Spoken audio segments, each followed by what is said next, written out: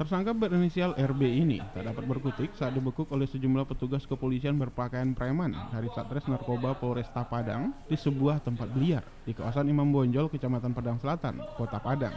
Setelah digeledah, petugas mendapati satu paket kecil narkoba jenis sabu yang disembunyikan di dalam kotak rokok oleh tersangka. Usai melakukan transaksi narkoba dengan seorang petugas kepolisian yang tengah melakukan penyamaran sebagai pembeli.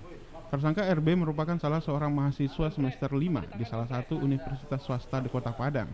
Diduga tersangka merupakan jaringan pengedar narkotika di lingkungan kampus. Bersama barang bukti, tersangka digelandang ke Mapolresta Padang untuk dilakukan proses pengembangan lebih lanjut.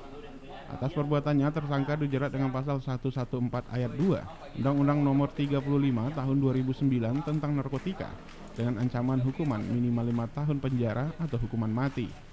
Dari Padang, Budi Sunandar, iNews melaporkan.